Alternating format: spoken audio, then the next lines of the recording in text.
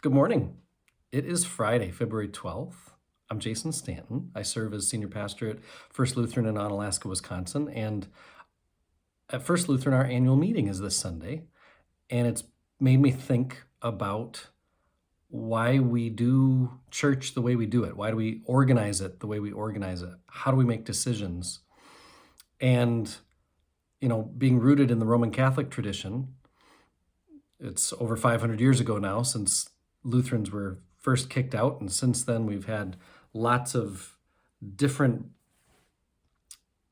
groups of Lutherans make church bodies. So there's an ELCA and a Wisconsin Synod Lutheran and Lutheran Church Missouri Synod.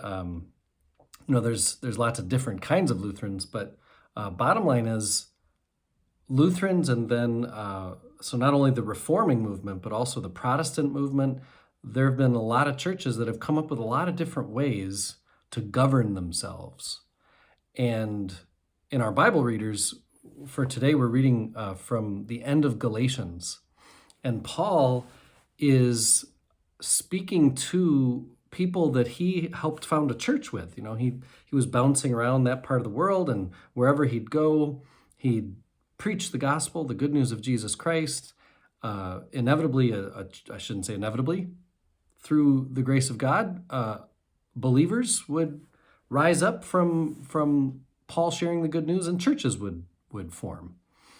And those churches, like once Paul leaves, they have to figure out, so how do we make decisions about how to be church? What doing church things looks like?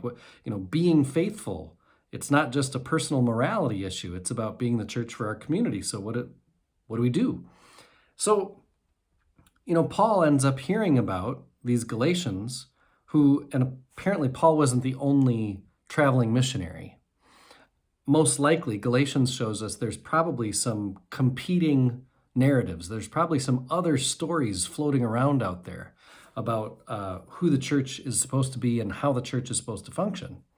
And so from what we can glean from Galatians, there's probably a rival group of missionaries coming through this area saying, hey, you should follow these parts of the old Torah, the old law that the Jews followed. Not everything, but especially this thing and that thing and this thing and that thing. And, Paul hears about this and he's like, he's really upset, actually. The way he writes, it's almost like he's, just shouting at them. Almost some of the sentences he writes, they're written so poorly and partially that, commentators will say, because I certainly don't know Greek as well as they do, I'm just repeating things I've read, but they'll say, that it just doesn't read quite like Paul typically comes off. He's upset. And he's mad because he just doesn't believe that the Christian church, those who are living in the freedom and grace of Christ, have to be subject to some old laws. He believes Jesus has fulfilled the law, and now we get to live in a new creation where Christ is Lord of all, and we get to live with the freedom of a Christian, if you will, as Lutherans would maybe resonate with. And so, that freedom can sound like to many, well, isn't that just license to do whatever you want? And of course, Paul's point is, well, you'll know that what you're doing as a church is ordained by God. You'll know you're being faithful when you bear the fruit of the Spirit. And that fruit of the Spirit, he includes in Galatians love, joy, peace, patience, kindness, generosity, faithfulness, gentleness, self-control. There's no law against such things. And so as a Lutheran congregation, as an ELCA congregation, over the centuries, since being kicked out of the Roman Catholic tradition, we have over time gone away from the priest or the bishops or cardinals or pope are like a hierarchy where they're in charge and they take what the people give and then they decide what to do with it. There's a very hierarchical structure in the Roman Catholic Church. And in the ELCA, it just turned that kind of pyramid, turned it upside down, where the mass of people, the beloved ones, the brothers and sisters in Christ, they are the ones who have power over the purse and over the mission of the church, and they basically direct and call their leaders to certain ministries. And so it's not a hierarchical piece, it's instead a discernment. And together, as clergy and lay people, any baptized adult member, is the way the ELCA defines it, any baptized adult member of a church is welcome to vote on how to spend money. And there's lots of different things that can come up at an annual meeting, but just how to spend money. I mean, look at any individual or family's checkbook and you'll find out what their real priorities are, right? And the same can be said for a church. You know, First Lutheran chooses to give almost 10% of any dollar given. We just give it away to the Synod, who has another set of larger ministries that no one church can do by itself. We give $5,000 away to campus ministry. We want to give this big gift to Sugar Creek Bible Camp because, and it doesn't just serve First Lutheran, we know it serves so many people. And so when you look at First Lutheran's budget, it's not just about paying staff who do ministry.